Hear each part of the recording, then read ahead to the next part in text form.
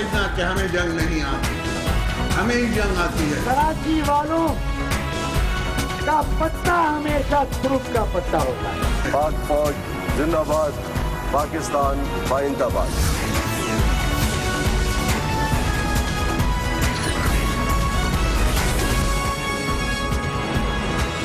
آپ دیکھ رہے ہیں خبروں، تبصروں اور تجزیات پر مبنی پاکستان کا سب سے معتبر نیوز شو دنیا، کامران خان کے ساتھ۔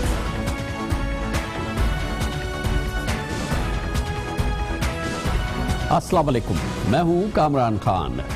کراچی میں ایک اور ضمنی الیکشن ہو رہا ہے اور ایک بار پھر ایم کیو ایم اس صورتحال میں میدان میں اتر رہی ہے اور اپنی مقبولیت کا امتحان دے رہی ہے۔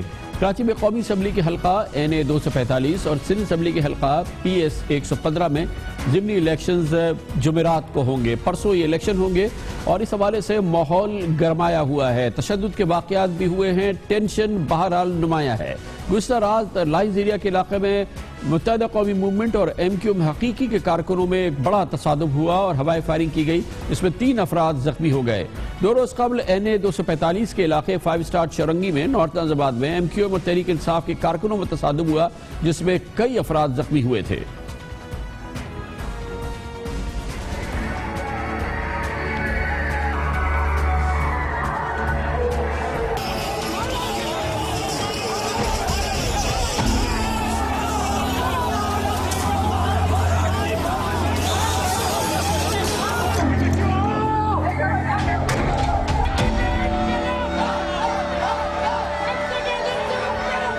لائنز ایریا کے عوام نے آج ہی فیصلہ دے دیا ہے۔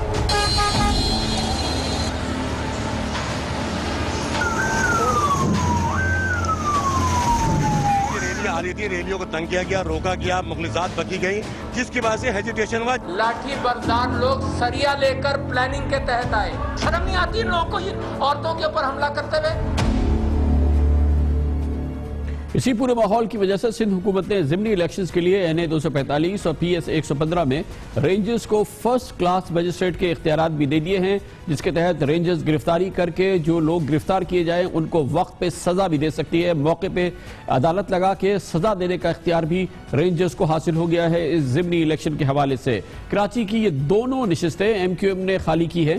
ریحان ہاشمی نے NA 245 اور ارشد بورا نے PS 115 کی نشست بلدیاتی انتخابات کے لیے خالی کی تھی۔ یہ دونوں شخصیات بلدیاتی الیکشن لڑی تھی اور ایم کیو ایم کی منتخب جو حکومتیں ہوں گی، بلدیاتی حکومتیں ہوں گی، اس میں ان کا ایک بڑا کردار ہوگا۔ ضمنی الیکشن میں NA 245 پر ایم کیو ایم کے کمال ملک، تحریک انصاف کے امجد خان اور پیپلز پارٹی کے شاہد حسین میں مقابلہ ہے اور دراصل یہ مقابلہ براہ راست جو دراصل مقابلہ ہوگا قومی اسمبلی کے ضمنی الیکشن میں، وہ ہوگا ایم کیو ایم اور پاکستان تحریک انصاف کے نمائندوں کے درمیان۔ اسی طرح سے NA 245 میں جو علاقے شامل ہیں اس میں ناظم آباد، نارتھ ناظم آباد، پہاڑ گنج، بافر زون، شادمان ٹاؤن اور حیدری کے علاقے شامل ہیں اور یہ بھرپور طریقے سے ایم کیو ایم کا گڑھ تصور کیا جاتا ہے۔ 2013 کے انتخابات میں NA 245 سے ایم کیو ایم کے ریحان ہاشمی نے 1,75,000 ووٹ حاصل کیے تھے، وہ کامیاب ہوئے تھے، جبکہ تحریک انصاف کے ریاض حیدر نے 54,000 ووٹ حاصل کیے تھے۔ جماعت اسلامی کے ڈاکٹر معراج الہدیٰ نے 22,450 ووٹ حاصل کیے تھے اس الیکشن میں۔ کیونکہ جماعت اسلامی ہے نہیں تو تحریک انصاف کا خیال ہے کہ جماعت اسلامی کے ووٹ اس کو مل سکتے ہیں اور اس کے ساتھ ہی وہ بھرپور مقابلہ کر سکتی ہے ایم کیو ایم کے کینڈیڈیٹ کا۔ صوبائی اسمبلی کا ضمنی الیکشن ہو رہا ہے PS 115 میں۔ یہاں پر ایم کیو ایم کے فیصل رفیق اور تحریک انصاف کے امجد آصف جا، پیپلز پارٹی کے سعید چاولہ، جمعیت علماء اسلام کے احسان اللہ ہزاروی اور ایم کیو ایم حقیقی کے جمیل قادری آمنے سامنے ہیں۔ یہاں پر بھی اطلاعات کے مطابق ایک مقابلہ ہوگا ایم کیو ایم اور تحریک انصاف اور ایم کیو ایم حقیقی کے درمیان، جو کہ ایم کیو ایم حقیقی بھی اس الیکشن میں حصہ لے رہی ہے۔ PS 115 میں جو علاقے شامل ہیں یہ بھی روایتی طور پہ ایم کیو ایم کے گڑھ سمجھے جاتے ہیں۔ اس میں lines area, jet lines, ABC line, Chanesar Goth اور سوسائٹی آفس کے علاقے شامل ہیں۔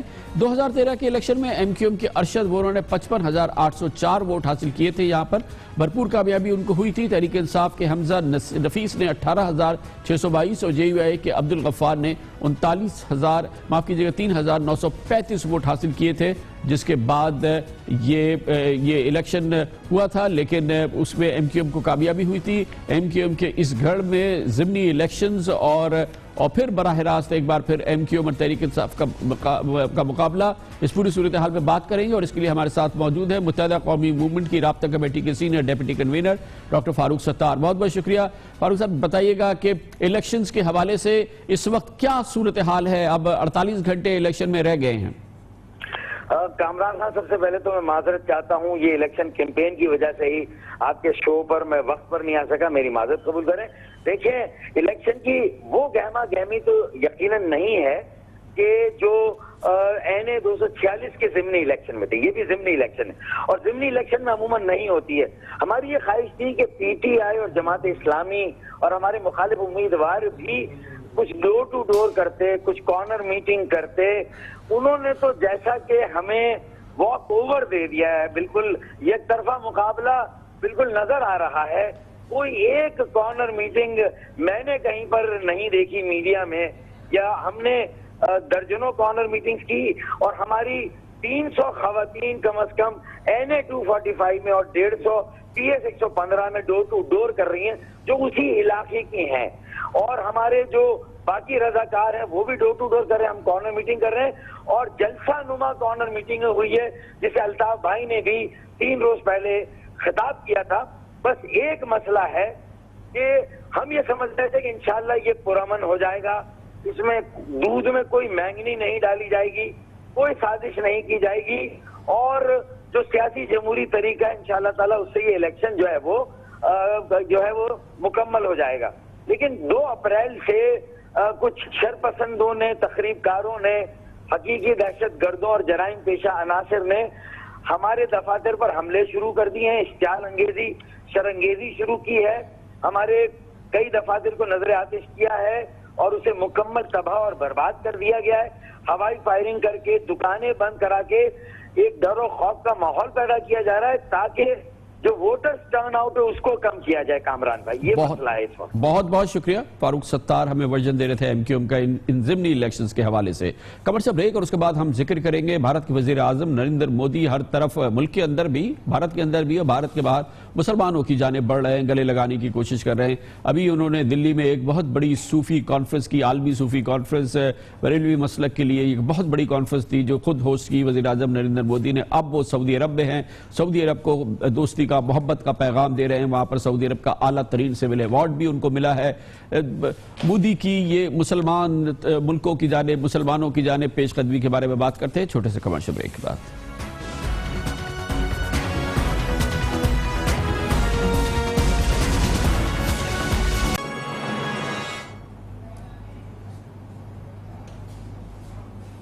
بھارتی وزیر اعظم نریندر مودی کی ملک کے اندر یعنی بھارت کے اندر اور بھارت کے باہر اس وقت سیاست کا مرکز مسلمان ہے. ملک کے اندر بھارت میں رہنے والے مسلمان اور ملک کے باہر مسلمان ممالک، خاص طور پر وہ ممالک جو کہ پاکستان کے انتہائی قریب اور انتہائی قریب برادر دوست سمجھے جاتے ہیں. اس وقت بھارتی وزیر اعظم نریندر مودی نے سعودی عرب کا ایک بہت بڑا دورہ کیا ہے اور اس سے قبل ملک کے اندر انہوں نے صوفی کانفرنس سے یعنی کہ بھارت میں ایک عالمی صوفی کانفرنس سے شرکت کی جس میں پوری دنیا سے بریلوی مسلک کے حوالے سے علماء نے، چیدہ علماء کرام نے اس میں شرکت کی اور ایک بہت بڑی یہ تقریب ہوئی جو کہ بھارت میں ہوئی. اسی حوالے سے بھارت ایران کی جانب بھی پیش قدمی کر رہا ہے اور اس کے ایران کے ساتھ انتہائی قریبی تعلقات ہیں. گویا اس وقت بھارت جس حکمت عملی پہ کام کر رہا ہے اس میں چاہے بریلوی مسلک کے مسلمان ہوں، چاہے دیوبندی یا وہابی مسلک کے مسلمان ہوں یا شیعہ مسلک کے مسلمان ہوں، نریندر مودی ان کے قریب جا کے ان سے ملنے کی کوشش کر رہے ہیں. بھارتی وزیر اعظم سعودی عرب سے روانہ ہونے سے ذرا پہلے نئی دلی میں انہوں نے عالمی صوفی کانفرنس سے خطاب کیا اور بریلی مسلک کے حوالے سے یہ ایک بہت بڑی کانفرنس تھی جس کو انہوں نے ہوسٹ کیا اور اس موقع پر انہوں نے ایک خطاب بھی کیا جس کا سیاسی انداز بھی تھا. And it reminds us that when we think of the 99 names of Allah,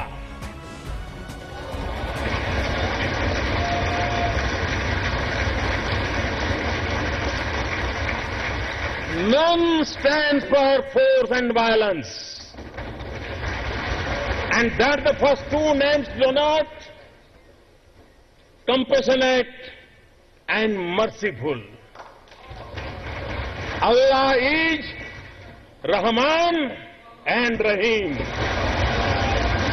Bharat Iran के साथ इंतहाई करीबी ताल्लुकात रखता है और ईरान को चाबहार की बंदरगाह में तामीर और तरक्की के लिए उसने $150 बिलियन का कर्जा भी दिया है, जबकि चाबहार को मगरबी अफगानिस्तान से जोड़ने वाली 220 किलोमीटर लंबी सड़क की तामीर के लिए भी $100 मिलियन खर्च कर रहा है, जो कि भारत और ईरान के इंतहाई अहम स्ट्रेटेजिक ताल्लुकात की नुमाइंदगी करती है। इसके अलावा भारत करीबी अरब ममालिक से ताल्लुकात को एक नए सिरे से इस्तवार कर रहा है। नरेंद्र मोदी हफ्ते के रोज अपने पहले दौरे पर सऊदी अरब पहुंचे तो सऊदी शाह सलमान ने उन्हें मुल्क के आला तरीन सिविल एजाज यानी शाह अब्दुल अजीज अवार्ड से नवाजा।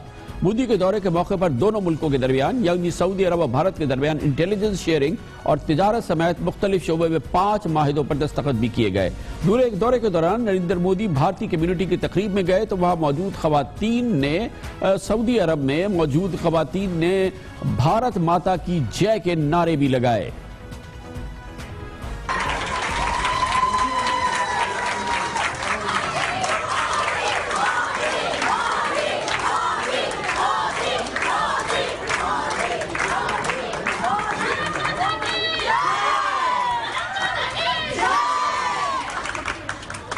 मोदी के सऊदी अरब के दौरे से कबल बीजेपी के जनरल सेक्रेटरी राम माधव ने कहा था कि हमें पाकिस्तान से निपटने के लिए सब कुछ करना पड़ेगा। मोदी का दौरा सऊदी अरब वसी तर हिकमत अमली का हिस्सा है, जिसका मकसद पाकिस्तान के दोस्त मुल्कों से करीबी ताल्लुकात कायम करके इस्लामाबाद पर दबाव बढ़ाना है। नरेंद्र मोदी ने पिछले साल अगस्त में मुत्तहिदा अरब इमारात का दौरा किया था, जो कि एक बहुत बड़ा दौरा था। 34 साल बाद किसी भी भारतीय सरबराह का ये मुत्तहिदा अरब इमारात का बहुत बड़ा दौरा था, जिसमें कई मनाजिर देखने से ताल्लुक रखते थे। इस दौरे के दौरान अरब इमारात ने भारत में $75 अरब की सरमायाकारी की यकीन दहानी भी कराई थी। मोदी के दौरे के बाद इमारात के वली अहद शेख मोहम्मद बिन जायद अल नहयान 2 माह कबल पहले 2 फरवरी को भारत गए और 10 से जायद उन्होंने माहिदों पर दस्तखत भी किया जाएगा। भारत की मुसलमान मुल्कों की जानिब ये पेशकदमी पाकिस्तान के अजीम तरीन दोस्तों के साथ नए ताल्लुकात, भरपूर ताल्लुकात के हवाले से बात करेंगे और इसके लिए हमें ज्वाइन किया है जनाब शाहिद अमीन ने, जो साबिक सफीर भी रहे हैं पाकिस्तान के सऊदी अरेबिया में। बहुत बहुत शुक्रिया शाहिद अमीन साहब। आपने देखा कि सऊदी अरब का ये नरेंद्र मोदी का दौरा बहुत कामयाब दौरा है। इसमें दूसरे माहिदों के अलावा इंटेलिजेंस शेयरिंग का भी माहिदा हुआ। इससे कबल यूएई का एक बहुत बड़ा दौरा किया नरेंद्र मोदी ने, बहुत कामयाब दौरा हुआ। पाकिस्तान के लिए ये दोनों दौरे जो हैं ये सऊदी अरब की जानिब से या मुत्तहिदा अरब इमारात की जानिब से क्या पैगाम है, इनकी क्या अहमियत है हम पाकिस्तानियों के लिए? देखिए, यकीनन ये दौरे जो हैं अहम हैं और पाकिस्तान को इस पर पूरी कड़ी नज़र रखनी है। ना सिर्फ ये कि ये दौरा कैसा था, बल्कि इसके बाद के नताइज क्या निकलते हैं और किस रुख पे ताल्लुकात जाते हैं। लेकिन मैं साथ ही में ये भी कहूँगा कि इंटरनेशनल डिप्लोमेसी में एक किस्म का जैसे शतरंज की बाजी होती है, एक मूव होता है, दूसरा मूव होता है, हर एक अपने तौर पे अपने मुल्क के लिए कुछ ना कुछ हासिल करने की कोशिश कर रहा होता है। यकीनन मोदी की पॉलिसी का एक हिस्सा ये है कि पाकिस्तान के जो करीब तरीन दोस्त हैं, जिसमें सऊदी अरब खुसूसी तौर पर, यूएई भी, ईरान वगैरह, सेंट्रल एशियन कंट्रीज़, इन सब के साथ हिंदुस्तान के ताल्लुकात में नुमाया इजाफा किया जाए। और इस उनका गालबन तवक्को ये है कि इसके नतीजे के तौर पे पाकिस्तान के ताल्लुकात उन मुल्कों के साथ कुछ ना कुछ कम हो जाएंगे या उनमें कोई खलल आएगा। तो ये तो उनकी उम्मीद है या उनका मंसूबा है, उसमें वो किस हद तक कामयाब होते हैं वो तो वक्त ही बताएगा। साहब थोड़ा सा अगर ये एक्सप्लेन करें, इससे पहले मोहतात थे खुद, जैसे कि हमने अभी बताया है कि मुत्तहिदा अरब इमारात में 34 साल में पहली बार कोई भारतीय वजीर आजम गया। सऊदी अरब में भी जिस तरह का इस्तकबाल किया गया मोदी का, जिस तरह से उनको आला तरीन सिविल अवार्ड दिया गया, जो कि शायद ही बहुत कम इंटरनेशनल लीडर्स को इस तरह का अवार्ड दिया गया है, ये क्या आप ये समझते हैं कि पाकिस्तान के हवाले से जो पाकिस्तान की मौजूदा हिकमत अमली है, जो पॉलिसी है, या उस हवाले से ये जो करीबी हमारे दोस्त ममालिक हैं सऊदी अरब और मुत्तहिदा अरब इमारात, इनकी तरफ से ये कोई पैगाम है हमारे लिए भी? जी हाँ, मेरे ख्याल में एक हद तक तो एक पैगाम है। वो आपको याद है पिछले दिनों जब यमन का सिलसिला हुआ था तो पाकिस्तान की पार्लियामेंट ने ख़ास तौर पे जो रेजोल्यूशन पास किया था, उससे सऊदी अरब में भी और यूएई में भी कुछ ना कुछ हार्ट बर्निंग हुई थी और उनको उस बात की तकलीफ थी या उनकी जो तवक्कुआत थी कि पाकिस्तान उस सिलसिले में उनका ताउन करेगा, वो नहीं हुआ। पाकिस्तान की अपनी एक मंतक थी। تو اس کے بعد آپ نے جیسے ذکر کیا کہ مودی صاحب یو اے ای میں گئے، ان کا وہاں بڑا شاندار استقبال ہوا، بظاہر کامیاب دورہ تھا، اور اب سعودی عرب میں بھی گئے ہیں. تو ایک لحاظ سے میں سمجھتا ہوں کہ یو اے ای کی حکومت اور سعودی حکومت پاکستان کو ایک اشارہ بھیج رہی ہے کہ آپ ہمارے ساتھ اتنا آپ نے تعاون نہیں کیا ہے، ہمارے پاس اور آپشنز بھی ہیں. انہی دنوں کے دوران یہ ہوا کہ ایران کے صدر حسن روحانی پاکستان تشریف لائے، اور ظاہر ہے کہ وہ ایک اہم دورہ تھا ایران کے صدر کے لحاظ سے، اور پھر اسی دوران میں مودی سعودی عرب گئے. یہ بھی ایک بڑا انٹرسٹنگ کوئنسیڈنس ہے. جی ہاں، لیکن جیسے آپ نے ذکر کیا کہ ایران کے ساتھ ہندوستان کے کافی اچھے تعلقات ہیں، بلکہ 2003 میں جب ان کے صدر ہندوستان گئے تھے تو ایک اسٹریٹجک ایگریمنٹ سائن کیا گیا تھا جس میں کہا گیا تھا کہ ہندوستان اور ایران مل کے دیگر ممالک میں بھی کارروائیاں کریں گے. تو اس کے علاوہ اور بھی بہت سارے ایسے اشارے ہیں کہ ہندوستان اور ایران کے تعلقات کافی قریبی ہیں. لیکن میں عرض کر رہا تھا کہ سعودی عرب کی پہلے اگر ہم بات کر لیں، کیونکہ میرا وہاں سے کچھ زیادہ تعلق رہا ہے، کہ ہمارے تعلقات جو ہیں پاکستان کے جو سعودی عرب کے ساتھ تعلقات ہیں ان کی ایک خصوصی اہمیت ہے، اور سب سے زیادہ اہمیت اس کی یہ ہے کہ سعودی عرب کی جو حکومت ہے، جو رجیم ہے، آل سعود خاندان ہے، وہ یہ توقع رکھتا ہے کہ پاکستان کی افواج ان کی ہر حالت میں مدد کریں گی. اندرونی کوئی مسائل ہوئے تب بھی مدد کریں گی، بیرونی مسائل میں بھی مدد کریں گی. اور یہ اتنا بڑا اسٹریٹجک ایک ان کے ساتھ کمٹمنٹ ہے یا توقع ہے کہ ان کے جو ایک بڑے مشہور وزیر تھے ترکی الفیصل، انہوں نے یہ کہا کہ دنیا میں ایسے معاہدے کی کوئی نظیر نہیں ہے جس میں کوئی سائن بھی نہیں کیا گیا، لیکن اتنا بڑا اسٹریٹجک کمٹمنٹ ہے. تو سعودی عرب کو پاکستان کی اہمیت کا خصوصی طور پہ اندازہ ہے. ہمیں اس بارے میں کوئی زیادہ پریشان نہیں ہونا چاہیے. میں نے مودی کی وزٹ کی ساری چیزیں پڑھی ہیں، ان کا جوائنٹ کمیونیکے پڑھا ہے، کیا ایگریمنٹ نکلا ہے.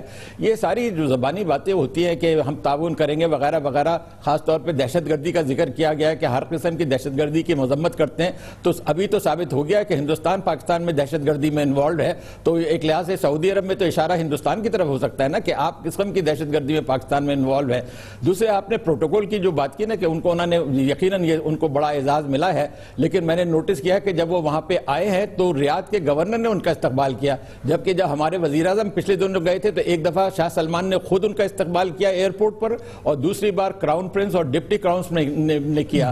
تو پروٹوکول اتنا نہیں ان کو مودی صاحب کو ملا جتنا پاکستان کو ملا. جی بالکل ٹھیک. بہت بہت شکریہ جناب شاہد امین ہمارے ساتھ تھے. خبر سے بریک اور اس کے بعد ذکر کریں گے وزیر اعظم کے مشیر برائے قومی سلامتی lieutenant general retired Nasir Khan جھنجھوا نے آج خطاب کیا ہے اور بھارت کو یاد دلایا ہے کہ بھارت اور پاکستان کو اپنے مسائل مذاکرات کی میز پر ہی حل کرنے ہوں گے. اس کے بارے میں آپ کو بتاتے ہیں کمرشل بریک کے بعد.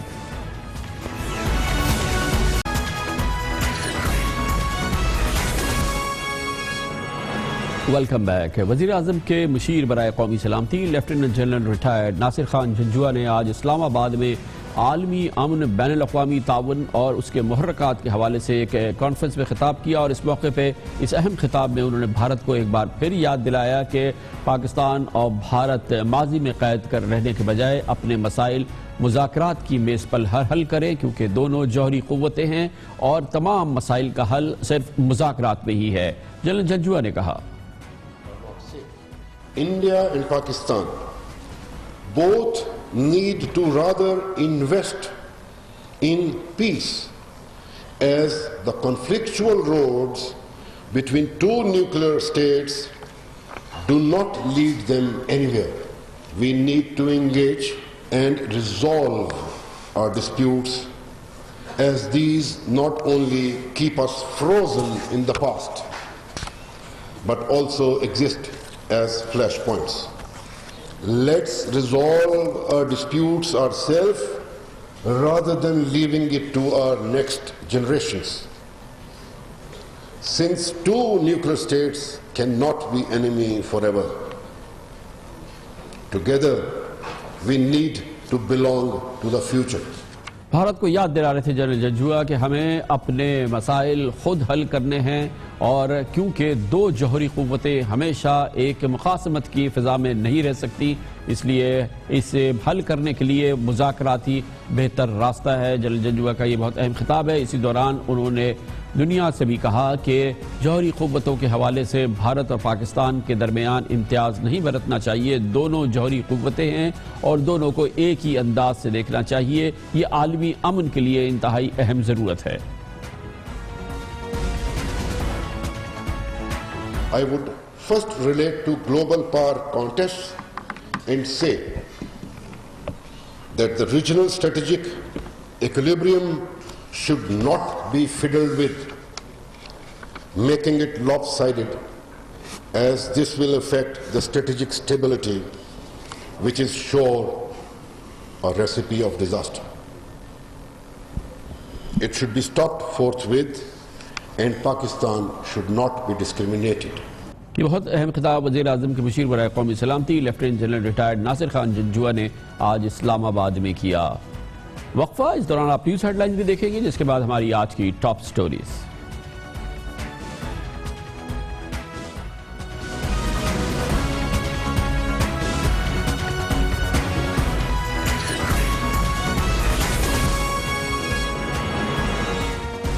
آپ دیکھ رہے ہیں خبروں، تبصروں اور تجزیات پر مبنی پاکستان کا سب سے معتبر نیوز شو دنیا، کامران خان کے ساتھ.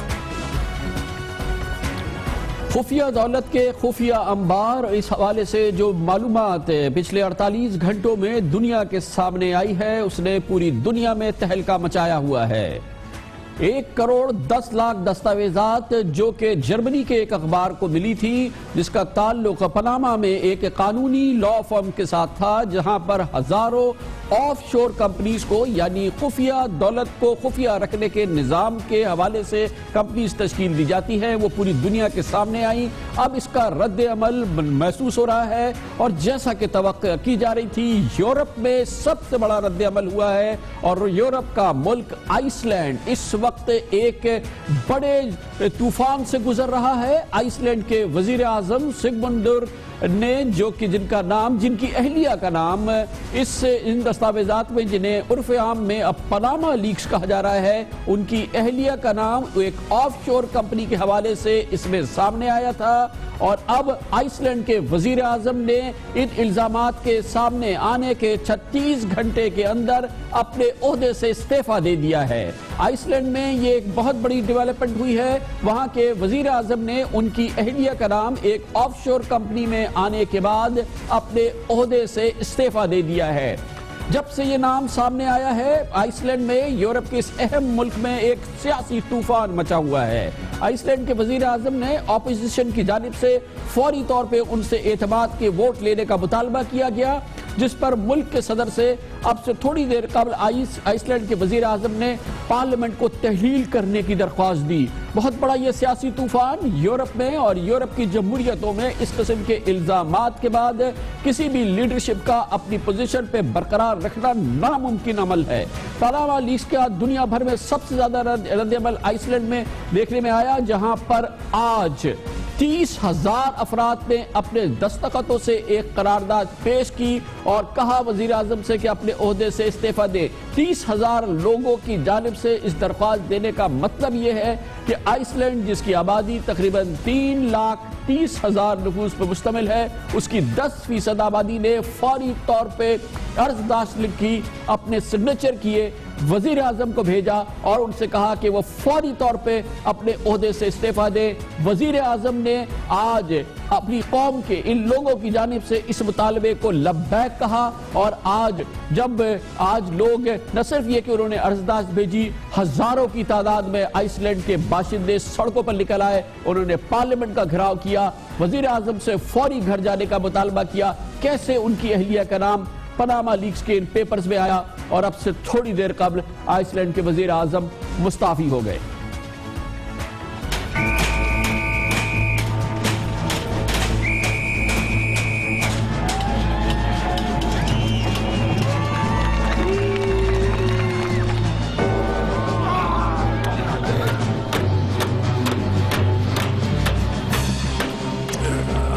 I can confirm that I have never hidden any of my assets.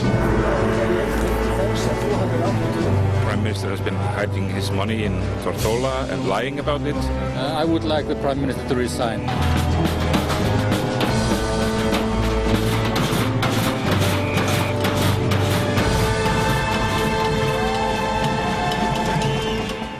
اسی دوران وزیر اعظم جناب نواز شریف نے قوم سے خطاب کیا ہے، جذباتی اور ذاتی خطاب قوم سے، جس میں انہوں نے اپنے خاندان کے حوالے سے جو پاناما لیکس میں جن کا ذکر آیا ہے، آف شور کمپنیز کے حوالے سے انہوں نے بھرپور اس کی وضاحت بھی پیش کی، اور فوری طور پہ انہوں نے کہا کہ وہ اپنے خاندان پر اس الزامات کے حوالے سے ایک جوڈیشل کمیشن قائم کر رہے ہیں جو کہ سپریم کورٹ کا ایک سابق جج لیڈ کریں گے۔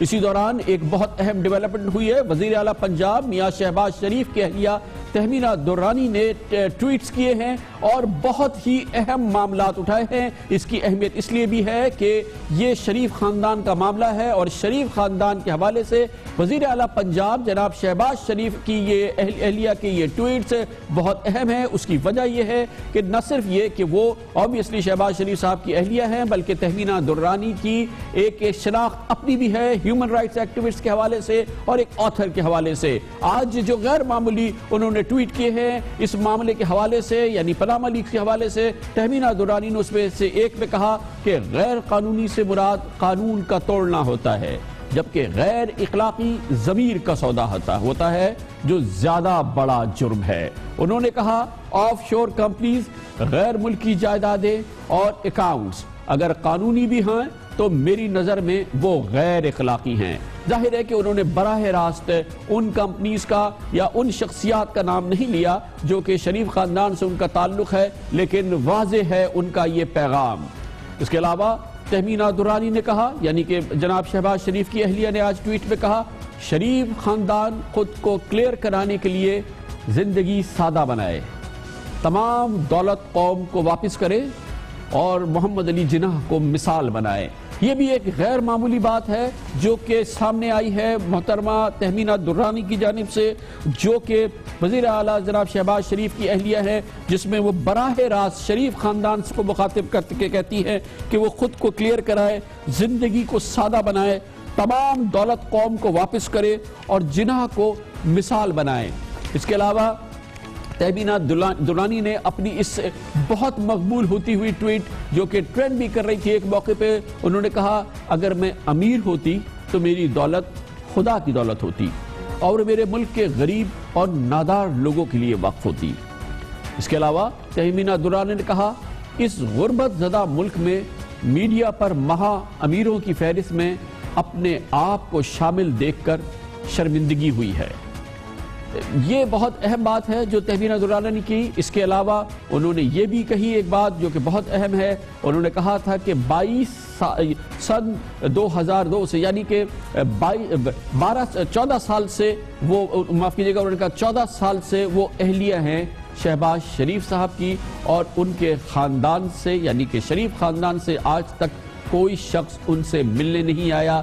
یہ بھی ایک بہت اہم نازک ذاتی معاملہ تھا جو انہوں نے آج ٹویٹ کر دیا تہمینہ درانی نے، اور اس حوالے سے جو ان کی ساری گفتگو ہے، جو جملے ہیں، جو بات چیت انہوں نے کی ہے اور جو انہوں نے ٹویٹس کی ہے، یقینی طور پہ وہ آج کے ماحول کے حوالے سے اور ان کے فیملی کی جانب سے یہ بات آنا اور یہ کہنا کہ وہ شریف خاندان کا ایک فرد ہونے کی وجہ سے وہ شرمندہ ہیں، لگ بھگ یہی بات وہ کر رہی ہیں، یقینی طور پہ بہت غیر معمولی واقعہ ہے آج کے حوالے سے۔ تہمینہ درانی ایک نامور آتھر رہی ہیں، مصورہ رہی ہیں، اور اپنے آپ کو وہ انسانی حقوق کی علمبردار کی حیثیت سے پہچانی جاتی ہیں۔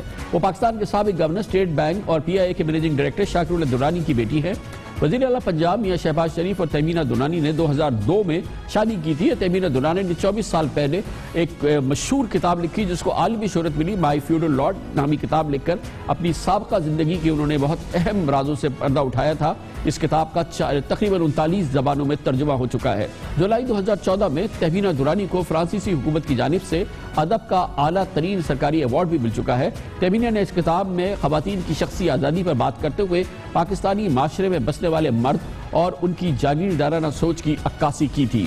یہ بہت اہم رد عمل ہے پاکستان کے حوالے سے۔ آئس لینڈ کا رد عمل ہم نے آپ کو بتایا، وہاں کے وزیر اعظم نے عہدے سے استعفیٰ دیا، وہاں کی 10% آبادی نے وزیر اعظم کو براہ راست لکھ کے دستخط کر کے ان سے درخواست کی کہ وہ فوری طور پہ اپنے عہدے کو چھوڑے۔ ہزاروں لوگ آئس لینڈ کے باہر نکلے، انہوں نے پارلیمنٹ کو گھیرے میں لے لیا۔ کیسے وزیر اعظم کی اہلیہ کا نام اور ان کی آف شور کمپنی کا نام ان پاناما لیکس کے ذریعے سامنے آیا ہے۔ پوری دنیا میں اس حوالے سے رد عمل ہو رہا ہے۔ بھارتی حکومت نے سپریم کورٹ کے 2 سابق ججز ایم بی شاہ اور ارجت پاسیات پر مشتمل ایک کمیٹی قائم کر دی ہے جو 25 اپریل تک پاناما دستاویزات کی تحقیقات مکمل کر کے سپریم کورٹ آف انڈیا کو اپنی رپورٹ پیش کرے گی، یعنی کہ اسے صرف محض 20 دن دیے گئے ہیں۔ بھارتی وزیر خارجہ ارون جیٹلی کا کہنا ہے کہ آف شور کمپنیز کے مالکان کے خلاف سخت کارروائی ہوگی۔ I welcome this investigation. I think it's a healthy step that these kind of exposes are being made. The Prime Minister has also spoken to me in this regard, and after his advice we have constituted a multi-agency group to monitor all the information and to collect further information in this regard. Whichever accounts are found to be unlawful, strict action as per existing law is going to be taken against them. برطانیہ میں بھی اس حوالے سے ایک طوفان ہے۔ برطانیہ کے وزیر اعظم ڈیوڈ کیمرون نے اپنے والد کے حوالے سے، مرحوم والد کے حوالے سے اس پاناما لیکس کے انکشاف پر برطانوی پارلیمنٹ کے سخت دباؤ میں وہ نظر آتے ہیں۔ اپوزیشن لیڈر لیبر پارٹی سے تعلق رکھنے والے جیریمی کوربن نے پاناما لیکس پر تحقیقات کا مطالبہ کر دیا ہے، اور دوسری جانب برطانیہ کے ٹیکس حکام نے وزیر اعظم کے آن جہانی والد، ان کے مرحوم والد ایئن کیمرون کے نام پاناما لیکس میں آنے کے بعد معاملے کی تہہ تک پہنچنے کا اعلان کیا ہے۔ جی ہاں، گو کہ ڈیوڈ کیمرون، وزیر اعظم کیمرون کے والد اس دنیا میں نہیں ہیں، لیکن برطانوی اداروں نے فوری طور پر فیصلہ کیا ہے کہ اس معاملے کی مکمل تحقیقات کی جائے گی اور معاملے کی جڑ تک پہنچا جائے گا۔ اس کے علاوہ France, Mexico, Australia, New Zealand, Austria, Netherland, Sweden نے علیحدہ اپنے بیانات دیے ہیں، علیحدہ تحقیقات کا اعلان کیا ہے اور باقاعدہ اعلان کیا ہے کہ بیرون ملک آف شور کمپنیاں بنانے پر تحقیقات کا بھرپور آغاز ہوگا۔ ادھر آسٹریا کے چانسلر نے مطالبہ کیا ہے کہ یورپین یونین کو جلد از جلد ایسے قوانین بنانے ہوں گے کہ آف شور کمپنیز منی لانڈرنگ کے لیے استعمال نہ ہو۔ برازیل کی حکومت نے پاناما کی لا فرم سے جو شواہد سامنے آئے ہیں، جو پاناما لیک آئے ہے، اس کی فوری طور پر رسائی مانگی ہے، اور پاناما لیکس کا بھی رد عمل آ رہا ہے۔ روس، چائنا، آذربائیجان، ارجنٹین، یوکرین اور دیگر ممالک اور ان کے ترجمانوں نے عوام سے صفائیاں پیش کی ہیں، اور اس سلسلے میں وہ مسلسل اس ڈیولپمنٹس ہو رہی ہے۔ روس کے صدر پوٹن کا کہنا ہے کہ ان کے حوالے سے جو $2 ارب کا خفیہ لین دین کرنے والا بینکوں اور شیڈو کمپنیز کا تعلق سامنے آیا ہے، روس اس پر کان دھرنے کے لیے تیار نہیں۔ اس کے علاوہ کریملن کے ترجمان کا کہنا ہے کہ پوٹن کا پوری دنیا پر چھایا ہوا ہے، پوٹن کا کرزمہ پوری دنیا پہ چھایا ہوا ہے، اور اس کا یہ رد عمل ہے جو سامنے آیا ہے۔ پاکستان میں اس سلسلے میں بھرپور رد عمل ہے۔ وزیر اعظم جناب نواز شریف نے آج قوم سے خطاب کیا ہے، گو کہ مختصر خطاب تھا لیکن ذاتی خطاب تھا، جس میں انہوں نے تفصیل سے اپنے خاندان کے، اپنے صاحبزادوں کے جو فائنینشیل معاملات ہیں ان کو قوم کے سامنے رکھا ہے، اور اس کے ساتھ ہی انہوں نے کہا ہے کہ وہ ان کا خاندان ہر طرح کی تحقیقات کا بھی سامنا کرنے کے لیے تیار ہے، اور اس کے لیے انہوں نے ایک اعلان بھی کیا۔ انہوں نے کہا کہ سپریم کورٹ آف پاکستان کے سابق جج اس حوالے سے تحقیقات کریں گے۔ یہ وزیر اعظم کا خطاب، اس کے دوسرے مندرجات اور اس حوالے سے جو اہم سوالات ہیں وہ ہم آپ کو پیش کریں گے ایک چھوٹے سے وقفے کے بعد۔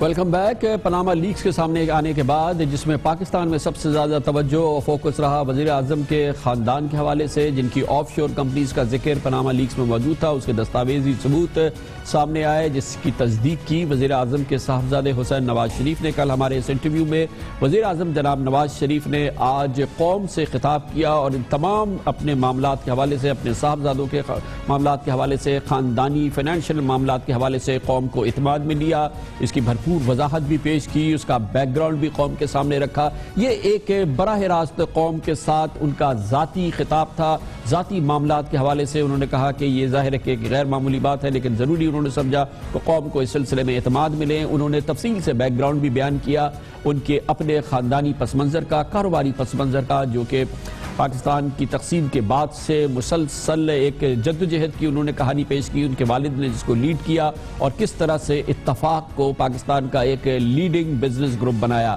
وزیر اعظم جناب نواز شریف نے اس بیک گراؤنڈ کے بعد خاص طور پہ اپنے خاندان کو احتساب کے لیے، اکاؤنٹیبلٹی کے لیے پیش کیا، اور مطالبات کے پیش نظر انہوں نے فیصلہ کیا کہ ایک جوڈیشل کمیشن وہ قائم کریں گے۔ سپریم کورٹ آف پاکستان کے سابق جج اس حوالے سے وہ کہتے ہیں کہ سامنے آئیں گے، اس کی تحقیقات کریں گے جو کہ ان کے خاندان کے حوالے سے جو الزامات لگے ہیں وہ درست ہیں یا نہیں. وزیر اعظم نے آج قوم سے اس کا وعدہ کیا. میں چاہتا ہوں کہ اصل حقائق پوری طرح قوم کے سامنے آ جائیں اور ہر پاکستانی الزامات کی اصل حقیقت سے آگاہ ہو جائے. آج میں نے ایک اعلیٰ سطحی عدالتی کمیشن قائم کرنے کا فیصلہ کیا ہے. سپریم کورٹ کے ایک ریٹائرڈ جج اس کمیشن کے سربراہ ہوں گے. یہ کمیشن اپنی تحقیقات کے بعد فیصلہ دے گا کہ اصل حقیقت کیا ہے اور الزامات میں کتنا وزن ہے. میں گھسے پٹے الزامات دہرانے اور روز تماشا لگانے والوں سے کہتا ہوں کہ وہ اس کمیشن کے سامنے جائیں اور اپنے الزامات ثابت کریں. اگر اہمیت کی بات یہ ہے کہ وزیر اعظم جناب نواز شریف نے کمیشن بنایا ہے صرف اپنے خاندان کے افراد کے حوالے سے، اپنے صاحبزادوں کے حوالے سے، ان پر جو الزامات لگے ہیں یا ان کا نام جو اس پاناما لیکس کے پیپرز میں آیا ہے، مگر یہ پورا معاملہ جو ہے اس حوالے سے جو ہے وزیر اعظم نے اس کمیشن کے اسکوپ میں اس کو شامل نہیں کیا ہے. حکومت پاکستان میڈیا کی طرف سے بھی اس پورے معاملے کو اگنور کرتی نظر آ رہی ہے. وزیر اعظم کا رد عمل بھی صرف اپنے خاندان کے حوالے سے بھی ہے جیسا کہ میڈیا کا بھی ہے اور ایک اوورآل بھی دیکھنے میں آیا ہے، لیکن معاملہ صرف اور صرف ان کے خاندان کا معاملہ نہیں ہے. یہ وسیع معاملہ ہے. جس طرح سے پوری دنیا میں تحقیقات ہو رہی ہے اس حوالے سے، ایک شخصی اعتبار سے تحقیقات نہیں ہو رہی، پورے معاملے کو تحقیقات کی نگاہ سے دیکھا جا رہا ہے. اس میں ریفارم کی بات کی جا رہی ہے. وزیر اعظم جناب نواز شریف نے اس پورے معاملے کا آج ذکر نہیں کیا، اس کے پورے اسکوپ کا ذکر نہیں کیا. اپنی تقریر کو اور اپنے ایکشن کو انہوں نے صرف اپنے گھر کے حوالے سے محدود رکھا ہے، جو کہ ایک اہم بات ہے. لیکن بہرحال اس پورے معاملے کی سنگینی یا اس کے حوالے سے دیر پا تحقیقات کی فی الحال وزیر اعظم کی تقریر میں اور ان کے ایکشن میں گنجائش نظر نہیں آتی. وزیر اعظم نے اپنی تقریر کا بڑا حصہ مختص کیا اپنے فیملی بیک گراؤنڈ کے حوالے سے، ان کے والد کی جو کاروباری کاوشیں رہی ہیں اس حوالے سے. جبری جلا وطنی کے ایام میں ہمارے والد محترم نے ایک بار پھر مکہ معظمہ کے قریب سٹیل کا ایک کارخانہ لگایا، اور یاد رکھیں کہ ہمیں وہاں ملک سے باہر 7 سال رہنا پڑا. یہ کارخانہ لگایا جس کے لیے سعودی بینکوں سے قرض حاصل کیا گیا، اور پھر چند برس بعد یہ فیکٹری تمام اثاثوں سمیت فروخت کر دی گئی. اور یہ وسائل میرے بیٹوں حسن نواز اور حسین نواز نے اپنے نئے کاروبار کے لیے استعمال کیے. اپنی ذاتی فائنینشیل زندگی کے حوالے سے پاناما لیکس کے پس منظر میں قوم سے خطاب کرتے ہوئے وزیر اعظم جناب نواز شریف نے اپنے صاحبزادوں کا بھی، ان کے کاروباری بیک گراؤنڈ کا بھی احوال قوم کے سامنے رکھا. حسن نواز 1994 سے لندن میں مقیم ہے، جبکہ حسین نواز سن 2000 سے سعودی عرب میں رہائش پذیر ہے. دونوں ان ممالک کے قوانین اور قواعد و ضوابط کے مطابق اپنا کاروبار کرتے ہیں. عجیب منطق ہے میرے ہم وطنوں کہ ہمارے بچے ملک کے اندر رزق کمائیں تو بھی تنقید، اور اگر بیرون ملک محنت کر کے اپنا کاروبار قائم کریں اور اس کو چلائیں تو بھی الزامات کی زد میں رہتے ہیں. میں صرف اتنا کہوں گا کہ کرپشن یا ناجائز ذرائع سے دولت جمع کرنے والے نہ تو اپنے نام پہ کمپنیاں رکھتے ہیں اور نہ ہی اپنے اثاثے اپنے نام پر رکھتے ہیں. وزیر اعظم جناب نواز شریف کا ایک خطاب مختصر تھا. کل ہمارے ساتھ اپنے انٹرویو میں وزیر اعظم کے صاحبزادے حسین نواز شریف نے اس بات کی بھی یقین دہانی کرائی تھی اور انہوں نے کہا تھا کہ کبھی بھی ان کے کاروباری حوالے سے ان کی والد کے پوزیشن کا انہوں نے انفلوئنس کا استعمال نہیں کیا ہے. کسی ایسے شخص سے، اینٹیٹی سے انہوں نے کوئی کاروباری تعلق، لین دین یا کسی قسم کی خرید و فروخت نہیں رکھی ہے جو کہ پاکستان میں کام کرتا ہو یا پاکستان میں ان کی والد کی پوزیشن کی وجہ سے مراد حاصل کر سکتا ہو. انہوں نے کہا کہ کانفلکٹ آف انٹرسٹ کے حوالے سے وہ بھرپور یقین دہانی کرتے ہیں، وہ بھی اور ان کے بھائی حسن نواز شریف بھی اپنے تمام کاروباری معاملات میں کسی پاکستانی شخصیت سے یا باہر پاکستانی شخصیت سے، ایسے شخص سے جو چاہے غیر ملکی ہو، جو پاکستان میں کاروبار کرتا ہو یا کاروبار کا خواہاں ہو، جو کہ ان کے والد کی پوزیشن کا فائدہ اٹھا سکتے ہو، وہ ان کے لیے وہ کسی قسم کی لین دین وہ ان کے ساتھ نہیں رکھتے ہیں۔ وزیر اعظم جناب نواز شریف نے آج اپنے خطاب کا جو فوکس تھا وہ ہر صورت میں اپنے خاندان کو رکھا، اور یہ جو پورا معاملہ سامنے آیا ہے جس میں پاکستان کے 200 نام آئے ہیں، 200 کاروباری اینٹیٹیز کے نام آئے ہیں، اس حوالے سے جو سوالات اٹھے ہیں اس کا فی الحال حکومت نے جواب ڈھونڈنے کا کوئی فیصلہ نہیں کیا، کسی قسم کی کوئی تحقیقات نہیں ہے۔ وزیر اعظم نے صرف کمیشن کے مطالبے کو یا اس چیز کو تسلیم کیا ہے، مگر اپنی ذات کی حد تک کل ہم نے اپنے اس پروگرام میں وزیر اعظم سے درخواست کی تھی کہ یہ معاملہ اتنا سنگین ہے کہ وہ کمیشن بنائیں۔ اس پورے معاملے میں پاکستان میں وزیر اعظم کی ساکھ کا معاملہ ہے۔ وزیر اعظم کو چاہیے کہ اس میں اپنی ساکھ کو بچائیں، بھرپور طریقے سے سامنے آئے، ایک انڈیپینڈنٹ بھرپور قسم کا کمیشن بنائے جو اس سلسلے میں تحقیقات کرے۔ وزیر اعظم نے کمیشن بھی بنا دیا، لیکن کیا یہ پورے مسئلے کا حل ہے؟ کیونکہ بہرحال ابھی فی الحال اس کا تعلق صرف ان کی ذات سے ہے۔ یہ مسئلہ کتنا سنگین ہے اور اس کے لیے حکومت پاکستان، ریاست پاکستان کو کیا کیا اقدامات کرنے چاہیے، کر سکتی تھی، جو اب تک نہیں کیے جا رہے ہیں، اس پر ہم بات کرتے ہیں۔ اس کے لیے ہمیں جوائن کیا ہے جناب اکرام الحق، ڈاکٹر اکرام الحق نے، جو کہ ٹیکس امور کے بہت ممتاز پاکستانی ایکسپرٹ بھی ہیں، اس کے علاوہ ICIG international consortium of investigative journalist جو کہ پاناما لیکس کی تحقیقات کر رہی ہے، ان میں جناب ڈاکٹر اکرام الحق شامل ہیں۔ بہت بہت شکریہ ڈاکٹر صاحب، آپ نے ہمیں جوائن کیا ہے۔ یہ فرمائیے گا، دنیا کے تمام دارالحکومتوں سے اطلاعات آ رہی ہیں کہ بھرپور تحقیقات کا آغاز کیا گیا ہے۔ آئس لینڈ کے پرائم منسٹر نے تھوڑی دیر قبل اپنے عہدے سے استعفے کا بھی اعلان کیا ہے۔ وزیر اعظم پاکستان نے بھی خطاب کیا ہے اور انہوں نے بھی ایک جوڈیشل کمیشن بنایا ہے، لیکن تمام جو معاملہ ہے وہ صرف انہوں نے اپنے گھر کے خاندان کے معاملے کے حوالے سے اس کا احتساب رکھا ہے، لیکن اس کو قومی ایشو نہیں سمجھا ہے۔ آپ کے خیال میں قومی ایشو ہے اور اس بات کا تقاضا کرتا ہے کہ اس کی بھرپور تحقیقات ہو، وہ کس انداز سے ہونی چاہیے؟ کیا تقاضا ہے یہ جو اب تک جو ریولیشن سامنے آئی ہیں اس حوالے سے؟ وزیر اعظم کے خاندان کو ایک طرف رکھیں۔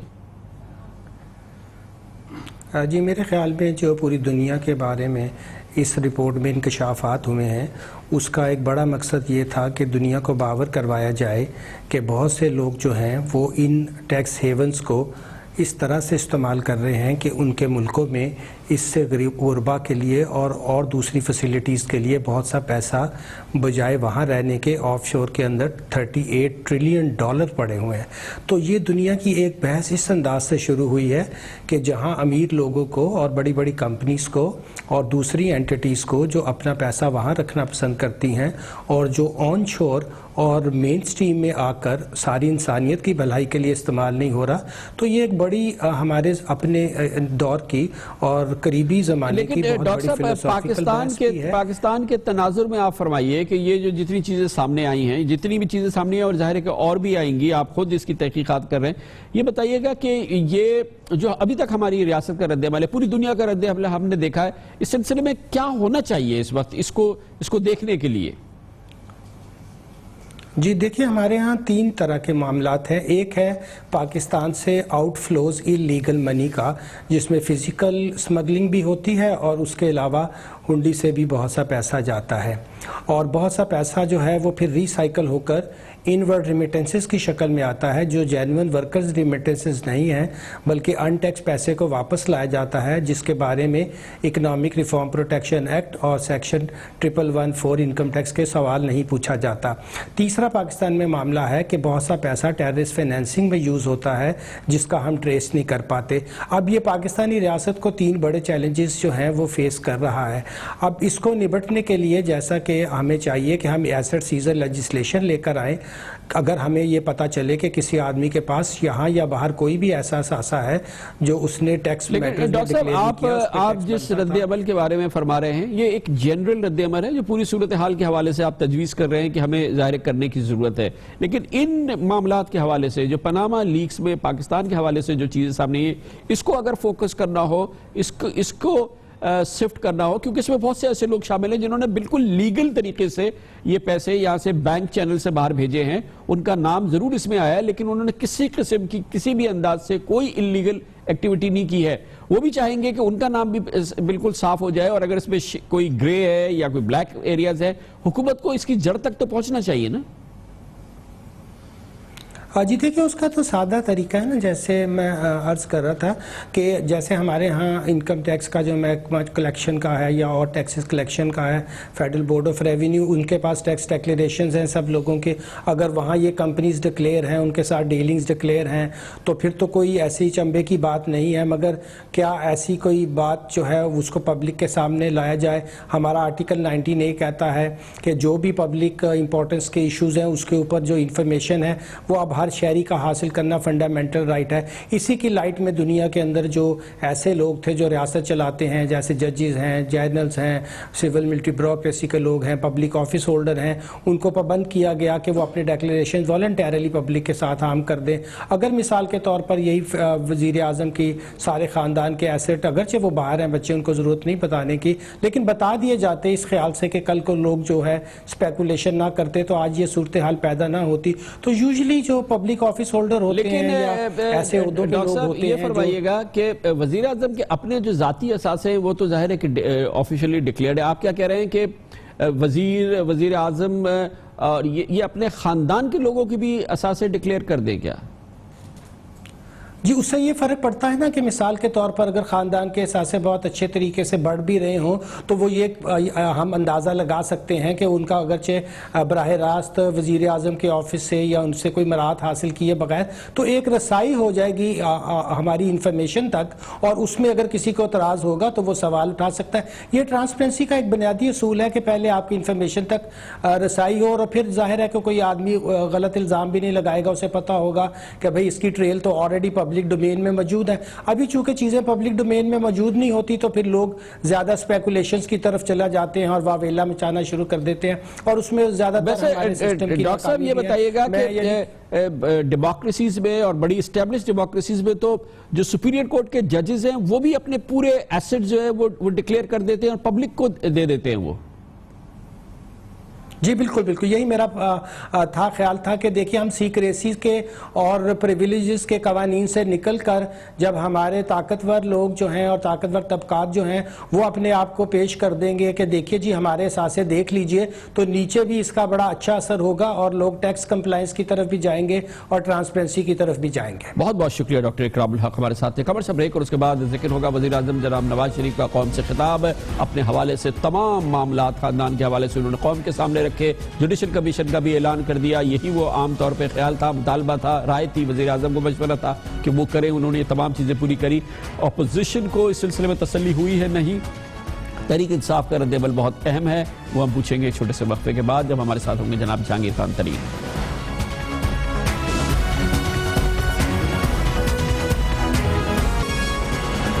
تین آف شور کمپنیز ہیں اس وقت جو ہے نا میری اپنی ملکیت. آف شور کمپنی کب بنی، کیسے بنی، یہ پیسہ اس میں کس طریقے سے آیا؟ ان کے پاس تو اپنا ٹریک ریکارڈ موجود ہے، وہ تو یہ درجنوں ثابت کر سکتے ہیں وجوہات. میری سینٹرل لندن میں پراپرٹیز تو دور کی بات ہے، میری پاکستان میں بھی کوئی پراپرٹی نہیں ہے. ایک کمپنی ہے جس کے نیچے یہ پراپرٹیز ہیں، باقی ان کی کتنی پراپرٹیز ہیں اس کا بھی ابھی انکشاف نہیں ہوا. اربوں کے اثاثے جن کو کبھی انہوں نے ڈکلیئر نہیں کیا. یہ بالکل فراڈ ہے، بکواس ہے. وزیر اعظم جناب نواز شریف نے مطالبہ، رائے، مشورہ مانا، قوم سے بھی خطاب کیا، پورا بیک گراؤنڈ بھی پیش کیا اپنے خاندان کے حوالے سے. پاناما لیکس میں جس کا ذکر آیا، جو دستاویزات سامنے آئی، اور اس کے ساتھ ہی انہوں نے یہ مطالبہ بھی مانا کہ ایک کمیشن بنایا جائے، جوڈیشل کمیشن، جو کہ ان کے خاندان پہ لگنے والے الزامات کی تحقیقات کرے. دودھ کا دودھ، پانی کا پانی ہو جائے. اس لحاظ سے وزیر اعظم کا یہ خطاب اب سے تھوڑی دیر قبل سامنے آیا ہے. ایک بات بہت اہم ہے کہ وزیر اعظم نے اپنے خطاب کو، اپنے ایکشن کو، جو انہوں نے کمیشن بنایا، محدود رکھا ہے اپنے خاندان کے حوالے سے، اس پر لگنے والے الزامات کے حوالے سے. لیکن یہ پورا جو قومی مسئلہ ہے، قومی حوالے سے جو چیزیں سامنے آئی ہیں، اس حوالے سے وزیر اعظم کے خطاب میں ذکر نہیں تھا. محدود ہے ان کے اپنے خطاب کا، اور اس کی بنیادی وجہ یہ ہے کہ پوری دنیا میں رد عمل سامنے آ رہا ہے. جہاں جہاں پر بھی اس حوالے سے الزامات سامنے آئے ہیں، خاص طور پہ اس ملک کے قومی رہنماؤں پر اس کے حوالے سے رد عمل ہے. آج کا سب سے بڑا رد عمل ہم نے آپ کو پروگرام کے شروع میں بتایا، آئس لینڈ کے وزیر اعظم نے فوری طور پہ اپنے عہدے سے استعفیٰ دے دیا ہے. 48 گھنٹے کے کے اندر جب یہ الزامات سامنے آیا تھا آئس لینڈ کے ہزاروں لوگ آج سڑکوں پہ نکلے, انہوں نے پارلیمنٹ کا گھراؤ کیا اور اسی دوران وزیر اعظم کو ایک خط لکھا جس میں 30,000 آئس لینڈ کے باشندوں نے, یعنی اس ملک کی 10% آبادی نے وزیر اعظم سے دستخط کیے اور وزیر اعظم سے کہا کہ اپنے فوری طور پہ اپنے عہدے سے استعفیٰ دے کیونکہ ان کی اہلیہ کا نام ایک آف شور کمپنی کے حوالے سے سامنے آیا ہے. آئس لینڈ کا رد عمل یورپ پہ جس طرح کا انداز ہے, خاص طور پہ مغربی جمہوریتوں میں, بالکل اس کی ریفلیکشن ہے جو کہ آج آئس لینڈ میں دیکھنے میں آیا ہے. دوسرے ملکوں میں بھرپور اور کلیدی تحقیقات کا آغاز کیا گیا ہے. وزیر اعظم پاکستان کے خطاب پر پاکستان کی اپوزیشن مطمئن ہو جائے اس بات کا کوئی امکان نہیں ہے. اس کی وجہ کیا ہے یہ ہم پوچھتے ہیں تحریک انصاف کے ممتاز سینئر رہنما ممبر قومی اسمبلی جناب جہانگیر خان ترین سے. بہت بہت شکریہ ترین صاحب, آپ نے ہمیں جوائن کیا ہے. مجھے پتہ نہیں ہے لیکن میں سمجھتا ہوں کہ آپ وزیر اعظم کے اس کمیشن کو بھی مسترد کریں گے اور ان کے اس بیان کو بھی. آپ اس سے شروع کیجئے کہ آپ کیوں کریں گے ایسا.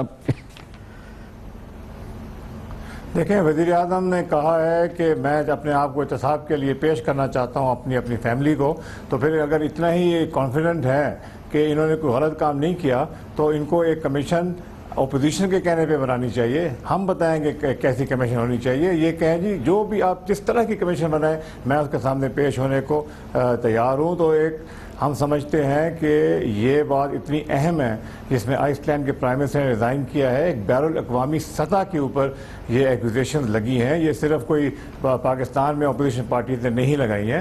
تو یہ کمیشن جو ہے 2-3 ججز کی بننی چاہیے, سپریم کورٹ کے سرونگ ججز ہونے چاہیے ہمارے خیال میں, اور یہ پرائم منسٹر صاحب کا صوابدید نہیں ہونی چاہیے کہ کس کو وہ چوز کریں. یہ اپوزیشن پارٹیز کو کرنا چاہیے کہ یہ کون سے جج چوز کرتے ہیں. پہلے دیکھ تو لیجئے کہ کون صاحب کو اپوائنٹ کرتے ہیں. انہوں نے کہا کہ ایکس سپریم کورٹ جج جو ہوں گے وہ اس کمیشن کو ہیڈ کریں گے. شاید آپ کے یہ بات مناسب ہے کہ خود وزیر اعظم کو نام نہیں دینا چاہیے کہ کون اس کو انویسٹیگیٹ کرے, لیکن فی الحال ابھی نام نہیں آیا اور کس طرح سے جج کا انتخاب ہوگا یہ پروسیجر بھی سامنے فی الحال نہیں آیا ہے.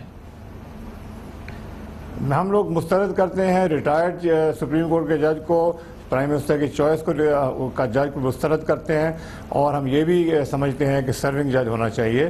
اور یہ اگر کریں تو پھر اس کے سامنے ہم سارا ثبوت لے کے جانے کو تیار ہیں اور باقی پارٹیز بھی لے کے جائیں گی. کیونکہ میں کمران بھائی آپ کو یہ کہنا چاہتا ہوں کہ بہت بڑی انہوں نے ایک تقریر کی کہ جی ہم بڑے پرانے بزنس مین ہیں, ہم نے یہ کیا 30 سال سے 40 سال سے ہمارے سے زیادتی ہوئی. بنیادی سوال یہ نہیں ہے کہ جی ان کے پاس بزنس تھی یا نہیں تھی, بزنس تو ان کے پاس تھیں. بنیادی سوال یہ ہے کہ کیا ان بزنسز سے انہوں نے منافع ڈکلیئر کیا کاغذوں پہ, کیا وہ منافع پھر انہوں نے بانٹا اپنے مالکوں کو. یہ ہمیں خبر یہ ہے کہ ان کی تمام بزنسز جو ہیں وہ بہت کم منافع ڈکلیئر کرتی ہیں اور منافع بانٹتی ہی نہیں ہیں. اگر منافع بانٹا نہ جائے تو ان کے یہ امیر اتنے کیسے ہو گئے؟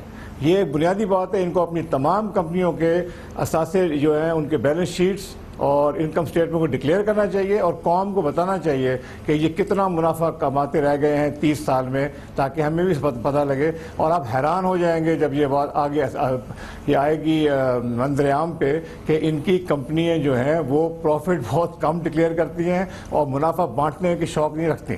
لیکن ابھی پیسے کہاں سے آ گئے ہیں. تیسری بات جہانگیر ترین صاحب ایک بات تو ابھی وہ کہتے ہیں کہ ابھی جس سرمایہ کی آپ بات کر رہے ہیں جو کہ انویسٹ ہوا ہے پراپرٹیز میں یا بزنس میں ان کے دونوں صاحبزادوں کے, وہ سرمایہ ہے جو کہ انہوں نے سعودی عرب میں مکہ کے قریب جو اسٹیل مل لگائی تھی اس کو سیل آف کیا ہے کمپلیٹلی, اور اس سے جنریٹ ہوئے ہیں فنڈز جس سے حسن نواز صاحب نے انویسٹمنٹ کی ہے, یہ پراپرٹیز خریدی گئی ہیں اور حسین نواز شریف صاحب نے اپنا ایک نیا بزنس قائم کیا ہے. اس کی تفصیل وزیر اعظم نے فراہم کی.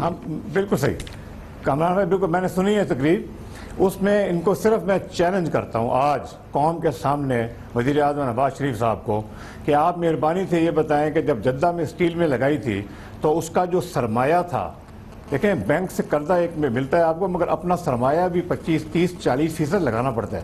وہ سرمایہ کہاں سے آیا؟ پاکستان سے وہ ان کے بزنس تھی, اگر وہاں سے انہوں نے سرمایہ سعودی عربیہ بھیجا تو کون سے بینک سے بھیجا؟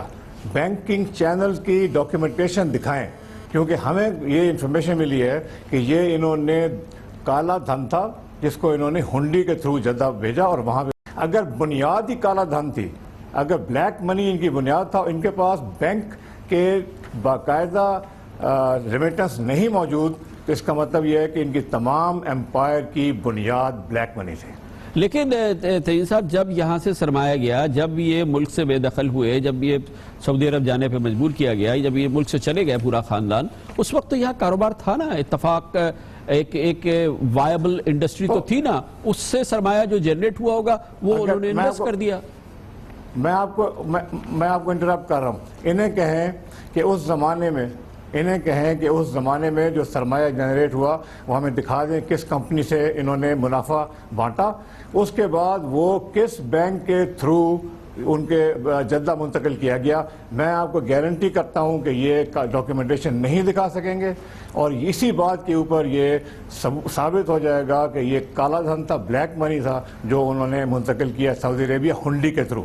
اگر ہنڈی کے تھرو نہیں کیا، یہ قوم کے سامنے آ کے بتائیں جی کہ یہ بینک ٹرانزیکشن ہے، ہم نے یہ کیا تھا، میں ان سے معافی مانگوں گا یہ الزام لگانے کی. تو ابھی آپ کا فیوچر، پی ٹی آئی کا فیوچر کورس آف ایکشن کیا ہے جہانگیر ترین صاحب؟ دیکھیں جی، ہم تو اس کو مسترد کرتے ہیں جوڈیشل کمیشن کو. میں ابھی خان صاحب کے ساتھ رات کو یہاں پروگرام میں آنے سے پہلے، اس کے بعد ہم جائیں گے نیشنل اسمبلی میں، ہم وہاں خان صاحب خود اس بات کو اٹھائیں گے. ہم ان سے سوالات کی لسٹ بنائیں گے کہ جی یہ سوالوں کا جواب دیں، جیسے کہ جدہ میں جو پیسہ گیا وہ کیسے گیا، انہوں نے کتنا کمپنیوں نے پروفٹ ڈکلیئر کیا. جو میں نے ساری باتیں کی ہیں یہ نیشنل اسمبلی میں اٹھائی جائیں گی. میں آپ کو یہ بھی کہنا چاہتا ہوں کہ اصل بات یہ ہوتی ہے کہ منی ٹریل کیا ہے، کہ یہ پیسہ ٹھیک ہے جی آپ نے باہر بزنس کی، مگر کیا یہ پیسہ صحیح طرح سے کمایا گیا پاکستان میں؟ کیا یہ وائٹ منی تھا؟ اور اگر وائٹ منی تھا کس کمپنی سے آیا؟ ڈویڈنڈ ڈکلیئر کیے وہ آپ کو، اس کے اوپر انہوں نے ٹیکس دیا ہوگا وہ ہمیں دکھانا چاہیے. اس کے بعد پاکستانی بینک سے یہ جائز طریقے سے گیا یا ناجائز ہنڈی کے طریقے سے گیا. یہ بنیادی باتیں ہیں جو میاں نواز شریف صاحب کو آج جواب دینی چاہیے تھیں، جو انہوں نے جواب نہیں دیا. بہت بہت شکریہ جناب جہانگیر خان ترین ہمارے ساتھ تھے. کمرشل بریک اور اس کے بعد ذکر ہوگا. آج پھر یہ ماحول ہے کہ دوسری پرانی اور بڑی اہم خبریں لوگ بھول گئے ہیں، اور اب معاملہ آ گیا پاناما لیکس کا، وزیر اعظم صاحب کے خاندان کا، میڈیا پہ چھا گیا. لیکن ایک بہت اہم خبر ہے وہ را کے حوالے سے ہے. را کے پاکستان میں ایجنٹ گرفتار ہوا، حاضر سروس سینئر آفیسر گرفتار ہوا. وہ خبریں فی الحال دب گئی ہیں. اس کے علاوہ متحدہ قومی موومنٹ کی را کے ذریعے فنڈنگ، لندن میٹروپولیٹن پولیس کی دستاویزات، اسکاٹ لینڈ یارڈ کی بھرپور دستاویزات، وہ بات بھی فی الحال اس کا ذکر نہیں ہے. لیکن ایک بات بہت اہم ہے کہ اگر ریاست پاکستان کو 27 سال میں پہلی بار یہ موقع ملا ہے کہ وہ ایم کیو ایم کے را کے تعلقات کے حوالے سے کوئی کارروائی کر سکتی ہے یا اس کیس کو برطانیہ کے ساتھ بھرپور طور پہ اٹھا سکتی ہے، تو اس کے موقع اب ہے. اور یہ اگر وقت نکل گیا تو اب نہیں اور کبھی نہیں. ہو سکتا ہے یہ بھی درست ہو، ایم کیو ایم کو مکمل طور پہ وائٹ قرار دے حکومت اور کہے کہ یہ تمام الزامات درست ہیں. لیکن اگر یہ الزامات ثابت کرنا ہے تو اس کے لیے ناؤ اور نیور کے موقع ہے. وہ ہم آپ کو بتائیں گے کیسے، چھوٹے سے وقت کے بعد.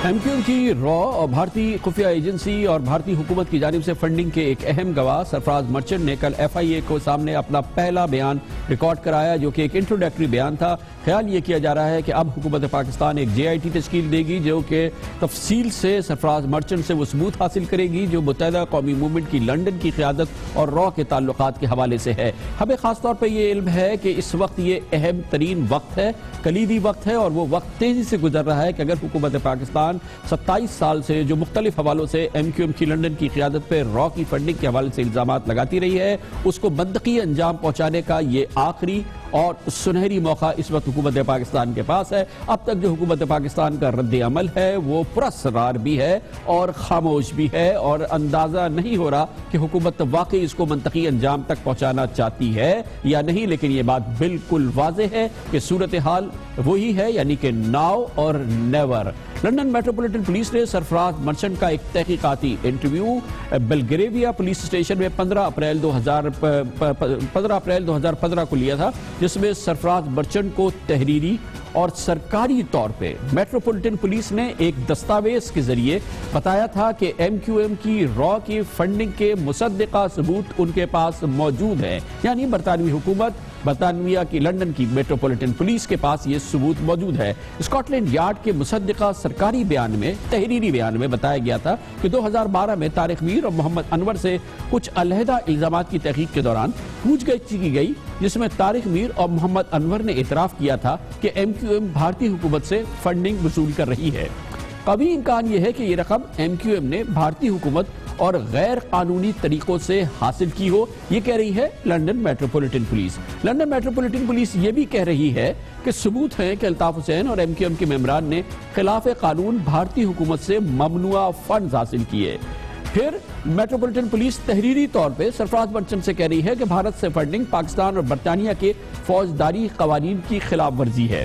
تحویل میں لی گئی رقم اور اثاثے کرمنل پراپرٹی ہیں، یہ سب تحریر میں موجود ہے، مگر فی الحال حکومت پاکستان نے اس سلسلے میں برطانوی حکومت سے کسی قسم کا کوئی رابطہ نہیں کیا، یعنی کہ را کے حوالے سے اور را کی فنڈنگ کے حوالے سے حکومت پاکستان کے پچھلے مہینوں میں، سالوں میں جو بھی رابطے رہے ہیں وہ صرف ڈاکٹر عمران فاروق قتل کیس کے حوالے سے ہے، جبکہ آپ اندازہ لگا سکتے ہیں کہ اگر یہ الزامات اگر درست ہیں تو اس سے زیادہ سنگین الزام نہیں ہو سکتا۔ اسکاٹ لینڈ یارڈ کو لندن میں چھاپے کے دوران ایک اور بہت اہم دستاویز ہاتھ لگی تھی، اور وہ جناب الطاف حسین کے گھر پہ جب چھاپا مارا گیا تھا، وہاں پر ان کی الماری سے ایم کیو ایم کے رہنما محمد انور کے ہاتھ کی لکھی ہوئی ایک ایسی رسید بھی ملی تھی جس پر مہلک ہتھیاروں کی تعداد اور قیمت کا حساب بھارتی روپوں میں تحریر تھا، 38,33,110 روپے۔ یہ ہاتھ کی لکھا ہوا خط ہے، یہ بھی اس وقت اسکاٹ لینڈ یارڈ کی دستاویزات میں شامل ہے، اور یہ بھی دکھایا گیا ہے سرفراز برچن کو۔ اگر اس رقم کو امریکی ڈالر میں تبدیل کیا جائے جو کہ اس میں لکھا گیا ہے، وہ $62,838 بنتا ہے، جس میں اسلحہ میں $27,000 ادائیگی کر دی گئی تھی، جبکہ $35,838 جو تھے وہ بقایا بتائے گئے تھے۔ اس میں محمد انور کے ہاتھ سے لکھی ہوئی اسلحہ کی تعداد اور بھارتی روپے میں اس کی قیمت لکھی گئی تھی، جو کہ اب آپ اپنی اسکرین پہ دیکھ سکتے ہیں، اور وہ تفصیل سے اس میں تمام ذکر ہے۔ محمد انور کے گھر سے ملنے والی رسید میں جو اسلحہ درج تھا یہ وہی اسلحہ ہے، ہمیں بتایا گیا ہے، جو پچھلے سال ایم کیو ایم 11 مارچ کو ایم کیو ایم کے مرکز 90 پر رینجرز کے چھاپے کے دوران برآمد کیا گیا تھا۔ دیکھنا یہ ہے کہ حکومت پاکستان اس مسئلے کو بھی اسکاٹ لینڈ یارڈ کے ساتھ یا برطانوی حکومت کے ساتھ کس انداز میں لے کے چلتی ہے۔ وہاں پہ بڑا کلیدی موقع ہے اس وقت۔ برطانوی حکومت یعنی کہ لندن کی جو پولیس ہے وہ الطاف حسین کے خلاف منی لانڈرنگ کیس کو بھی اختتام کو پہنچا رہی ہے۔ 29 اپریل کہا گیا ہے کہ اس سلسلے میں 29 اپریل سے پہلے اسی مہینے میں یہ منی لانڈرنگ کیس اپنے منطقی انجام تک پہنچایا جائے گا، اور اس کے لیے آئندہ آنے والے 3 ہفتے بہت اہم ہیں اس حوالے سے بھی، اور ایم کیو ایم کی را کی فنڈنگ کے حوالے سے، اور اس سلسلے میں حکومت پاکستان کیا کردار ادا کرتی ہے یہ دیکھنا باقی ہے۔ اسی دوران لندن میں ایک اور معاملہ سامنے آیا ہے سن چیریٹی کے حوالے سے۔ ایک چیریٹی بن رہی ہے جس کے لیے لندن کے اخبار نے کہا ہے کہ وہ کوئی چیریٹی کا کام کرتی نظر نہیں آ رہی، مگر اس کی اہمیت بات یہ ہے کہ ایم کیو ایم نے کراچی سے اس کے لیے 2 لاکھ پاؤنڈ کا عطیہ بھیجا ہے، جس کی تحقیقات اس وقت ایک ابھی لندن کا چیریٹی کمیشن کر رہا ہے۔ پورے ماحول پہ بات کرنے کے لیے ہم لندن جائیں گے، جہاں پر ممتاز لائر سالیسیٹر جناب بیرسٹر راشد اسلم ہمارے ساتھ موجود ہے۔ راشد اسلم صاحب، آپ کے بھی علم میں یہ تمام دستاویزات ہیں اسکاٹ لینڈ یارڈ کے، جس میں تحریر لکھ رہی ہے، اسکاٹ لینڈ یارڈ خود کہہ رہی ہے کہ اس کے پاس ثبوت ہیں، بیانات ہیں کہ ایم کیو ایم کی را سے فنڈنگ ہے۔ ابھی حکومت پاکستان نے ان سے سلسلے میں نہ کوئی کانٹیکٹ کیا ہے، کیا کوئی طریقہ مجوزہ طریقہ کار ہے جو کہ اسٹیبلش طریقہ کار ہے جس سے اس سلسلے میں حکومت پاکستان اگر برطانیہ سے اسسٹنس مانگے تو اس کو ملے گی، اور اس پہ برطانیہ کیوں کوئی ایکشن نہیں لے رہا؟ کہ بیسیکلی برطانیہ کو تو اس سے کوئی اعتراض نہیں، کہیں سے بھی فنڈنگ آتی ہے اس میں تو پاکستان گورنمنٹ کو اعتراض ہو سکتا ہے۔